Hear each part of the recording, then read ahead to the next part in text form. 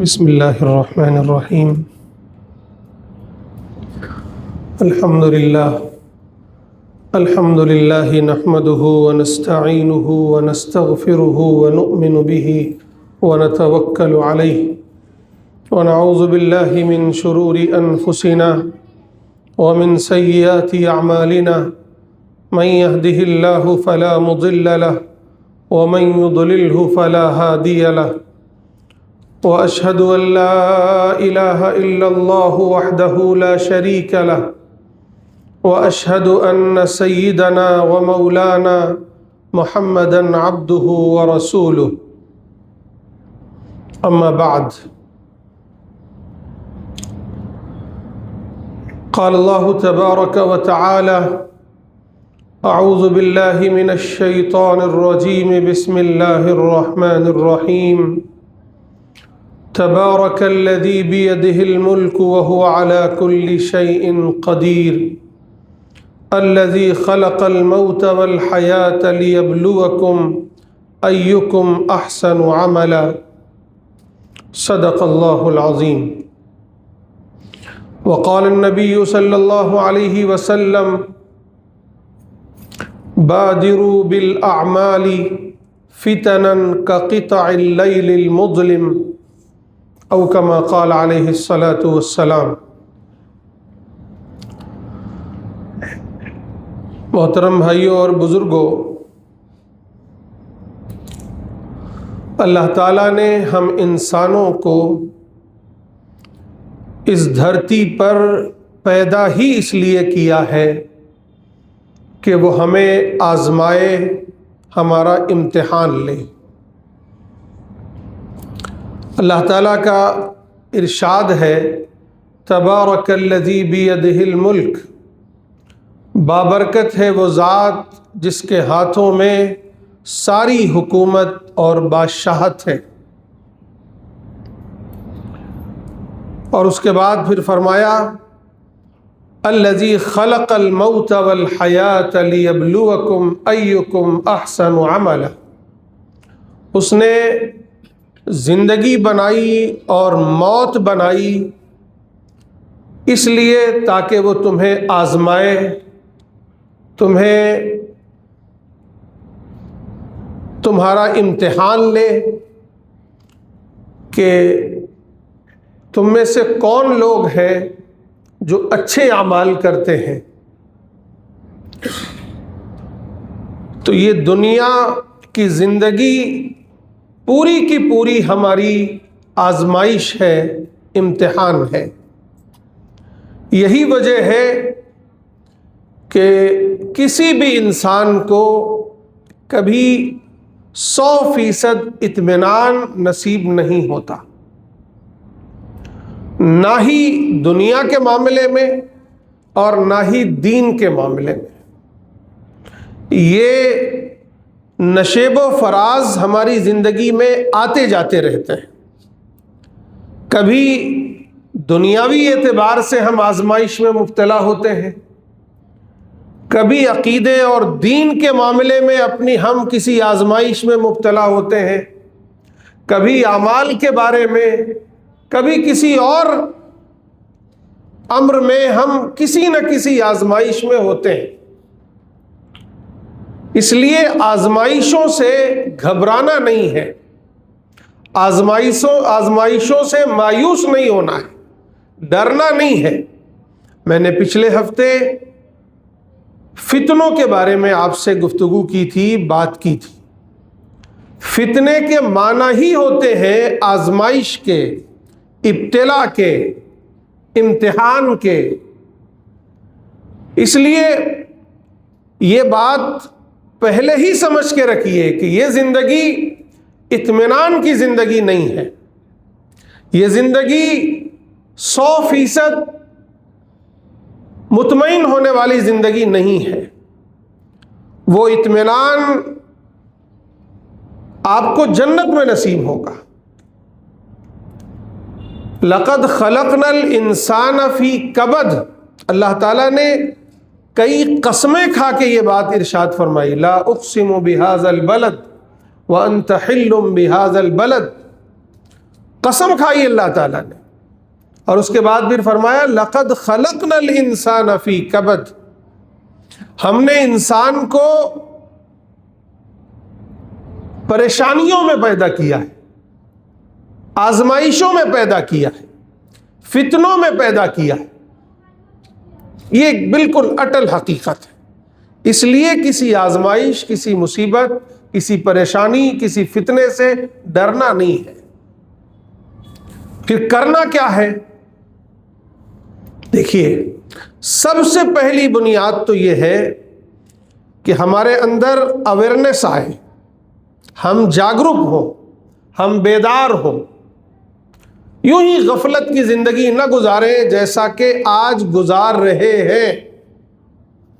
کوئی احساس ہی نہیں ہے، دن گزرتے جا رہے ہیں، راتیں گزرتی جا رہی ہیں، ہفتے مہینے گزرتے جا رہے ہیں، جوانی گزر گئی، بڑھاپا آ گیا، کوئی احساس ہی نہیں ہے، بچپنا گزر گیا، جوانی آ گئی، کوئی احساس نہیں ہے کہ ہم کون ہیں، ہم اس دنیا میں کیوں آئے ہیں،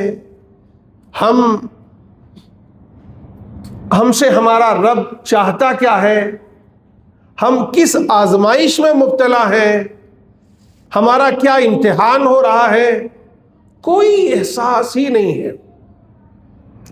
حضرت مولانا علی میاں رحمۃ اللہ علیہ فرمایا کرتے تھے کہ یوں تو برائی کی چیز کیا ہے، نیک نیت، اور ایک انسان ہوتا ہے بد نیت۔ تو برائی اور برائی کی جڑ تو یہ ہے کہ آپ بدنیت ہو، آپ کے اندر بدنیتی ہو، یہ نیت ہی بری ہو۔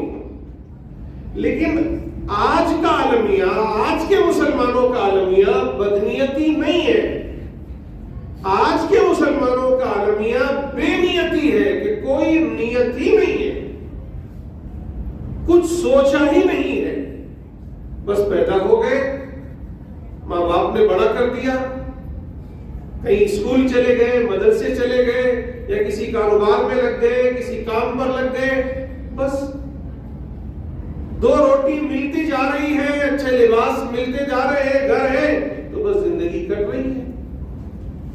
تو آج کا ہمارا اور آپ کا عالمیہ یہ ہے کہ ہم بے نیت ہیں، کچھ سوچا ہی نہیں ہے، یعنی کچھ مقصد ہی نہیں ہے، کوئی نیت ہی نہیں ہے کہ کیا کرنا ہے، کہاں جانا ہے، ہمیں کیا کرنا چاہیے، کیا نہیں کرنا چاہیے، ہماری ذمہ داریاں کیا ہیں، ہمارے فرائض کیا ہیں، ہمارے حقوق کیا ہیں، کچھ پتہ نہیں۔ ایسی قومیں تاریخ میں کوئی بڑا یوگدان نہیں ادا کرتی، یاد رکھیں۔ قومیں وہی کوئی تاریخی کردار ادا کرتی ہے، رول ادا کرتی ہے، یوگدان ادا کرتی ہے، جو بیدار ہوتی ہے، جو اویئر ہوتی ہے، جن کے اندر احساس ہوتا ہے، اپنے ہونے کا احساس ہوتا ہے، اپنی ذمہ داری کا احساس ہوتا ہے، اپنے حقوق کا احساس ہوتا ہے۔ میرے بھائیو، یہ بہت بڑا لمحہ ہے۔ آپ نوجوانوں کو اکٹھا کیجئے، ان سے پوچھئے بچوں کیا کرنا، کون ہو تم، تمہیں جیون میں کیا کرنا ہے، کوئی نہیں۔ پورے 100 کے 100 بچوں سے پوچھ لو، آپ کو پتہ ہی نہیں چلے گا کہ یہ کیا کرنا چاہتے ہیں۔ اور اگر ماں باپ نے اچھی حالت میں چھوڑا ہے، ان کی معیشت اچھی ہے، گھر کاروبار اچھا ہے، پھر تو کیا کہیں۔ اور یہ آپ خاص طور سے آپ کی بھیونڈی میں تو روزانہ دیکھتے ہو۔ تو یہ پہلا کام ہمیں اور آپ کو اپنے جیون کے تحت، اپنے معاشرے کے لیے، اپنے سماج کے لیے، اپنی زندگی کے لیے، اپنی نئی نسل کے لیے، اپنی دنیا اور آخرت دونوں بنانے کے لیے جو کرنا ہے وہ اپنے اندر بیداری لانی ہے۔ کل ایک تصویر گزری کہ ایک گاڑی کے پیچھے لکھا ہوا تھا بھائی ہارن جو ہے وہ ذرا آہستہ بجاؤ. جو ہارن بجاتے ہیں گاڑی والے, اس میں لکھا تھا ہارن جو ہے وہ ذرا آہستہ بجاؤ کیونکہ مسلم قوم سو رہی ہے. یہ تو وہ لطیفہ ہی تھا, لیکن یہ حقیقت ہے. کوئی پتہ نہیں, یہ اللہ تعالیٰ نے ہمیں اتنا زبردست نظام دیا تھا یہ مسجدوں کا. کسی اور دھرم میں, کسی اور معاشرے میں, کسی اور قوم میں یہ نظام تھا کہ آپ 5 وقت پوری بستی کے لوگ, پورے سماج کے لوگ, پورے معاشرے کے لوگ 5 وقت ایک ساتھ آئے, ایک ہی امام کے پیچھے کھڑے ہوں, ایک ہی آواز پر لبیک کہیں, کندھے سے کندھا ملا کر کھڑے ہوں. یہ کہیں اور نظام ہے نہیں. اتنا خوبصورت نظام اللہ تعالیٰ نے دیا. پھر یہ جمعے کے دن تو پورا علاقہ آ کر ایک مسجد میں جمع ہو.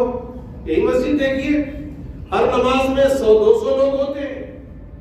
جمعے کے دن 2000-2500 لوگ ہوتے ہیں. یعنی اتنے سارے لوگ ایک جگہ جمع ہو, سر جوڑ کر بیٹھے, کندھے سے کندھا ملائیں, اجتماعیت کا ثبوت دیں, اپنے اتفاق و اتحاد کا ثبوت دیں, ایک امام کے پیچھے نماز پڑھے, ایک خطبہ سنے اور خطبے میں جو نصیحت آئے وہ سنے, وہ سمجھے, وہاں سے ایک پیغام لے کر جائیں. اس سے زیادہ خوبصورت نظام آپ کو کہاں ملنے والا ہے؟ یہ اللہ تعالیٰ نے ہمیں نوازا ہے. تو یہ قوم جس کے یہاں اتنا زبردست سسٹم ہے, ہم شکایت کرتے ہیں کہ یہودیوں کے ہاں, یہودیوں نے میڈیا پر کنٹرول کر لیا ہے, فلاں نے میڈیا پر کنٹرول کر لیا ہے, فلاں کا اس پر کنٹرول ہے, فلاں کا سوشل میڈیا پر ہے, فلاں کا فلاں پر ہے. ارے سارے میڈیا سے بڑا میڈیا آپ کے پاس ہے. آج اس وقت پورے دیش میں خطبہ جمعہ ہو رہا ہوگا اور جو بھی مسلمان ہے وہ خطبہ جمعہ سن رہا ہوگا. اس سے بڑا میڈیا کا نظام اور کیا ہوگا کہ آپ بالمشافہ سن رہے ہیں جو کچھ سن رہے ہیں. آپ کو بالمشافہ نصیحت کی جا رہی ہے, ہدایت دی جا رہی ہے. آپ کے کچھ مسائل ہیں تو یہاں کوئی بیٹھا ہے سننے کے لیے, آپ آئیے رکھیے. اس سے زیادہ اچھا نظام کسی کے پاس نہیں ہے. ضرورت ہے مجھے اور آپ کو بیدار ہونے کی. یہ قوم سو رہی ہے, آپ سو رہے ہیں, ہم سو رہے ہیں, بیدار نہیں ہے. ہمیں نہیں پتا ہے کہ ہم کون ہیں, ہمیں احساس نہیں ہے کہ ہم کون ہیں, ہمیں احساس نہیں ہے کہ ہماری ذمہ داریاں کیا ہیں, ہمیں احساس نہیں ہے کہ ہمارے حقوق کیا ہیں. ہم جس دیش میں رہتے ہیں وہاں ہمارے حقوق کیا ہیں اور ہماری ذمہ داریاں کیا ہیں. جس شہر میں رہتے ہیں وہاں ہمارے حقوق کیا ہیں, ہماری ذمہ داریاں کیا ہیں. جس بستی, جس معاشرے میں رہتے ہیں اس بستی کے حقوق کیا ہیں اور اس بستی میں ہماری ذمہ داریاں کیا ہیں. احساس نہیں ہے, صرف غفلت میں ہے. اور جو کچھ کسر تھی یہ موبائل نے آ کر پوری کر دی کہ ہر آدمی اپنے گھر پر بیٹھا ہوا بھی 10 فیملی کے 10 لوگ ہیں, بیٹھے ہیں, کوئی ایک دوسرے سے بات نہیں کر رہا. ہر گھر کی کہانی ہے, کوئی ایک دوسرے سے بات نہیں کر رہا ہے. بات کس سے کر رہا ہے؟ وہی جس کو اپنی تقریر میں کہے گا, اپنی گفتگو میں کہے گا کہ یہ تو دجالی فتنہ ہے, یہ تو یہودیوں کا فتنہ ہے. اب آپ اس سے مخاطب ہے, وہ آپ سے مخاطب. آپ اسی دجالی فتنے سے آپ مخاطب ہیں اور وہ آپ سے مخاطب ہے. آپ اپنے بچوں سے مخاطب نہیں, آپ اپنی فیملی سے مخاطب نہیں, آپ اپنے خاندان والوں سے مخاطب نہیں. میرے بھائیوں, یہ ایسی قوم کبھی سرخرو نہیں ہو سکتی, ان کی نسلیں کبھی ترقی نہیں کر سکتی, ان کی نسلیں کبھی کامیاب نہیں ہو سکتی. یہ سماج میں کوئی رول نہیں ادا کر سکتے، یہ ہمارے دیش میں کوئی بڑا رول ادا نہیں کر سکتے، یہ دنیا میں کوئی بڑا رول ادا نہیں کر سکتے۔ جو لوگ بیدار نہ ہو، خود بیدار نہ ہو، اپنے بچوں کو کیا بیدار کریں گے؟ جو خود سو رہے ہو، اپنے بچوں کو کیا جگائیں گے؟ تو میرے بھائیوں، یہ سب سے پہلی ضرورت ہے کہ اے لوگوں جاگو، پہچانو تم کون ہو، تم مسلمان ہو، تم ایک اللہ کو ماننے والے ہو، ایک رسول کے ماننے والے ہو، تمہارے ہاتھوں میں قرآن ہے، تمہارے ہاتھوں میں رسول کی سیرت ہے، رسول کی سنتیں ہیں، تمہارے ہاتھ میں اللہ کا دستور ہے، پورا اسلام ہے، جیون گزارنے کا طریقہ ہے۔ اللہ نے تمہیں خیر امت بنایا ہے، تمہیں اقوام عالم کا امام بنایا ہے، تمہیں ان کا سردار بنایا ہے۔ پہچانو اپنے آپ کو۔ چاہیے تو یہ تھا کہ تم لیڈ کرتے دنیا کو، اور اب تک جو ہمارے اسلاف تھے انہوں نے دنیا کو لیڈ کیا ہے، انہوں نے دنیا کو تہذیب و تمدن دیا ہے، انہوں نے دنیا کو جینے کا سلیقہ دیا ہے۔ آج جو کچھ بھی آپ کو نظر آ رہا ہے وہ اسلام کی دین ہے۔ لوگوں کو تو یہ بھی نہیں پتا تھا کیا کھانا ہے اور کیا نہیں کھانا، کیا پہننا ہے اور کیا نہیں پہننا ہے، کیا ان کے لیے جائز ہے کیا ناجائز ہے، اور آج بھی نہیں پتا۔ وہ آپ تھے، آپ کے پوروج تھے، کیا ہو گیا ہمیں اس غفلت میں؟ غفلت کی انتہا تو دیکھیے آپ۔ پچھلے ہفتے میں نے، یوں تو ہر جمعے کو میں درس قرآن کرتا ہوں، پچھلے ہفتے میں نے قصدن نہیں بلکہ فتنوں پر تذکرہ کرتے کرتے کرتے کرتے یہ مضمون آ گیا کہ فتنوں کا سب سے بڑا علاج اور حل قرآن ہے، اور ہم نے قرآن کو چھوڑا ہے۔ قرآن سے وابستہ ہونا چاہیے ہمیں، قرآن سے وابستہ ہونا ہے تو اس کا ایک زبردست حل یہ ہے کہ ہم قرآن پڑھیں، قرآن سمجھیں، جہاں کہیں درس قرآن وغیرہ ہوتا ہے وہاں شامل ہو۔ آپ کے یہاں درس قرآن ہوتا ہے، آپ کو شامل ہونا چاہیے، کیونکہ آپ کے یہاں چھٹی کا موقع ہے، اور اکثر لوگ جو ہے وہ جاتے ہیں گھروں پر، 20 منٹ کوئی بہت بڑی چیز نہیں ہے، 20 منٹ بعد جاتے ہیں، لیکن شاید ہی کوئی یہ بات سن کے ایک بھی شخص کا ہو گیا۔ وہی جو نارمل لوگ بیٹھتے تھے وہی بیٹھے، بلکہ پچھلے ہفتے تو کم لوگ بھی تھے۔ بھائی کوئی کیا کر سکتا ہے؟ ابھی میں چند دنوں پہلے مولانا امین حسن اصلاحی صاحب کا ایک قول پڑھ رہا تھا، انہوں نے تدبر قرآن لکھی ہے، بہت اچھی تفسیر ہے، تو وہ بیماری کی حالت میں علامہ اقبال رحمۃ اللہ علیہ کے اشعار سنا کرتے تھے۔ تو علامہ اقبال کے اشعار سنتے سنتے برملا و لوگوں سے وہ کہنے لگے کہ میں سمجھتا تھا کہ میں نے قرآن کو جو سمجھا ہے اور قرآن کو جو بیان کیا ہے شاید ہی اردو میں کسی نے بیان کیا ہو، مجھے بڑا ناز تھا اس پر، لیکن میں جب کلام اقبال سن رہا ہوں تو مجھے لگتا ہے کلام اقبال نے تو اس کو اور زیادہ خوبصورت انداز میں بیان کیا۔ اور پھر آگے فرماتے ہیں کہ جس قوم میں اقبال جیسا ہدی خواں، ہدی کہتے ہیں، ہدی خواں کہتے ہیں جو پہلے زمانے میں اونٹ ہوا کرتے تھے، اونٹوں کو ہانکنے والا، اونٹوں کو ایک پورا اونٹوں کا زبردست جمگٹا ہوا کر 100 200 400 اونٹ ہے، تو اس کو ایک ہانکنے والا ہوتا تھا، اس کے وہ کچھ باتیں کہتا تو وہ ان کو ہانک کر لے جاتا، اس کی ایک آواز پر سارے اونٹ چل پڑتے، تو ہدی خواں کہتے ہیں۔ تو اقبال کو بڑے بڑے علماء اس قوم کا ہدی خواں کہتے ہیں، کہ وہ یہ کہتے ہیں کہ جس قوم میں اقبال جیسا ہدی خواں پیدا ہوا اور وہ قوم بیدار نہ ہوئی، ہم اور آپ سے کیا بیدار ہوئی؟ یہ بہت بڑا لمحہ ہے میرے بھائی، بہت بڑا ہے۔ آپ کے یہاں ایک بڑے عالم پہلے بیان کیا کرتے تھے، میں نے ایک مرتبہ ان سے ابھی ملاقات کے لیے گیا، ابھی نہیں چند شاید 1-2 سال ہو گئے مجھے ملنے کے لیے، تو اسی بیان پر بات ہونے لگی، انہیں معلوم ہوا کہ میں یہاں بیان کرتا ہوں، وہ کہیں اور بیان کرتے ہیں،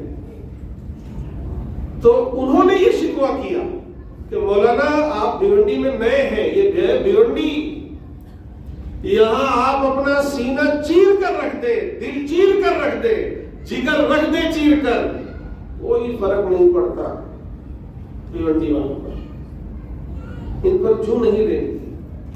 لیکن میں نے ان سے جو جواب دیا، میں نے کہا نہیں مولانا مایوس نہیں ہوتے، بہت زرخیز ہے ابھی اس قوم، بہت زرخیزی ہے، ذرا نم ہو تو یہ مٹی بہت زرخیز، بڑی زرخیز ہے۔ ساتھی اقبال کا میں نے یہ شعر پڑھا، میں نے کہا مولانا مایوس نہ ہو، انشاءاللہ اسی میں لوگ اٹھیں گے۔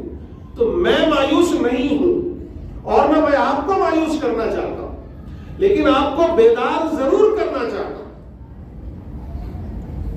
یاد رہے، میں مایوس نہیں ہوں اور نہ آپ کو مایوس ہونا چاہیے، اور اس وقت کہیں نہ کہیں ہم مایوس ہیں، تو مایوس نہیں ہونے کی ضرورت ہے۔ اللہ تعالیٰ نے ہمیں پیدا ہی کیا ہے آزمائش کے لیے، تو یہ فتنوں کا دور ہے، فتنے آئیں گے، فتنوں سے ڈرنا نہیں ہے آپ کو، آزمائشیں آئیں گی اس سے ڈرنا نہیں ہے آپ کو۔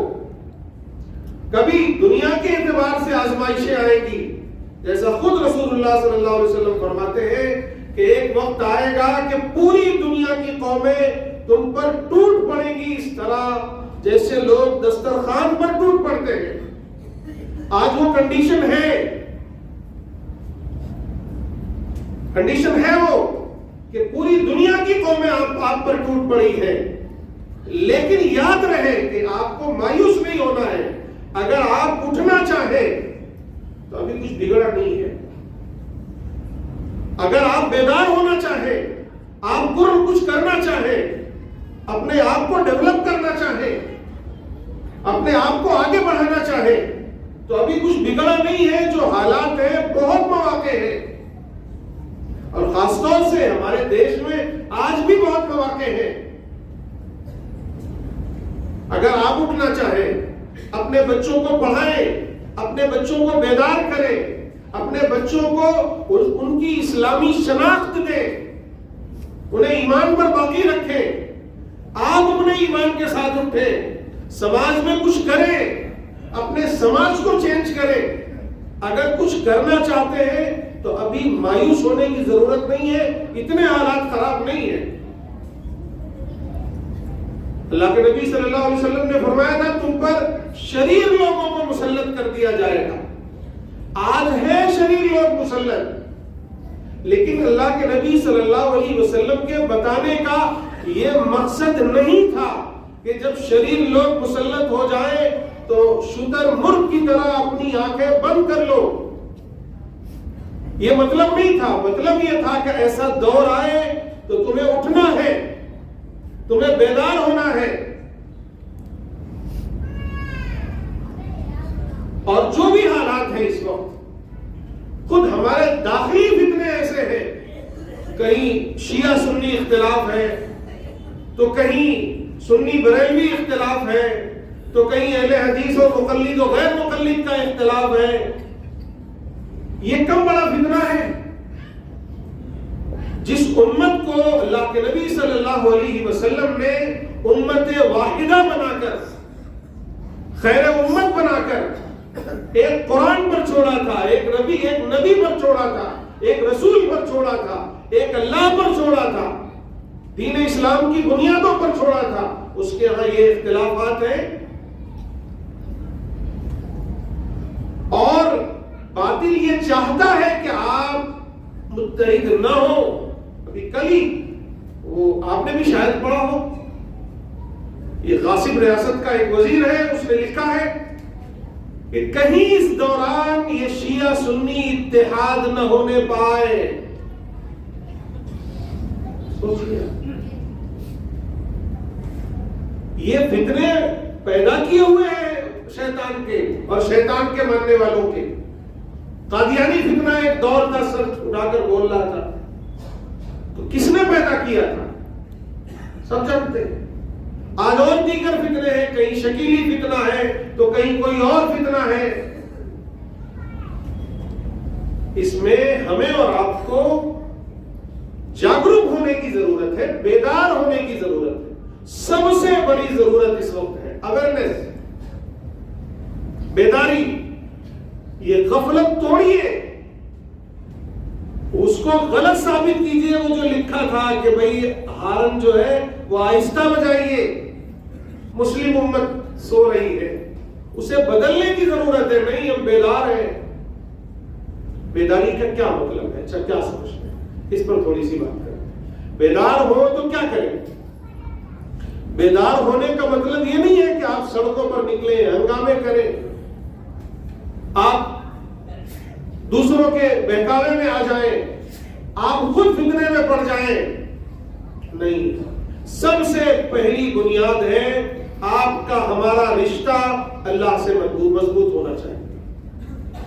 مومن جو ہے وہ اس کی سب سے بڑی طاقت اس کا اللہ سے، اپنے رب سے تعلق ہوتا ہے، سب سے بڑی طاقت۔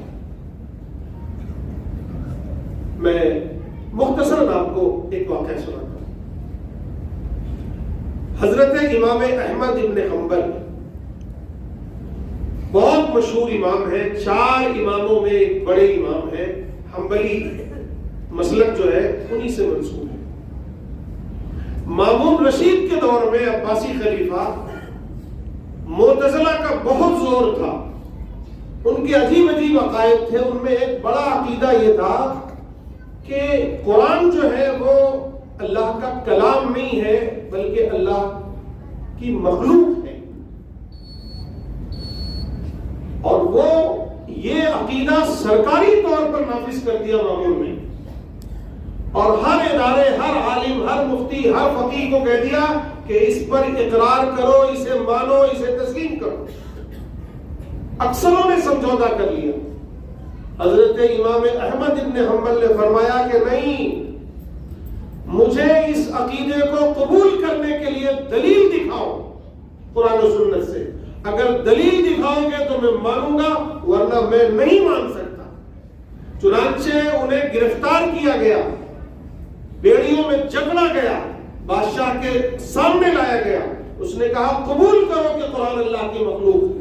حضرت امام احمد ابن حنبل نے کہا نہیں، مجھے دلیل دکھاؤ، میں بغیر دلیل کے نہیں مانوں گا، کیونکہ اہل سنت والجماعت کا یہ عقیدہ ہے کہ قرآن اللہ کا کلام ہے، اللہ کی صفت ہے، اللہ کی مخلوق نہیں ہے۔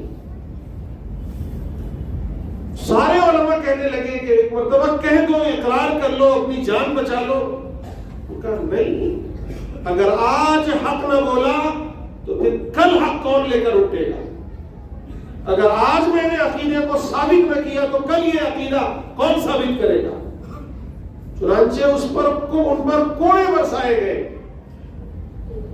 جو جلاد تھا وہ کہتا ہے کہ میں نے بہتوں کو کوڑے لگائے ہیں، لیکن میں ان پر جتنا مجھ پر زور پڑتا کہ اور زور سے کوڑے لگاؤ، میں اور زور سے کوڑے لگاتا، لیکن اتنا بڑا صبر کرنے والا میں نے آج تک نہیں دیکھا تھا، نہیں دیکھا تھا۔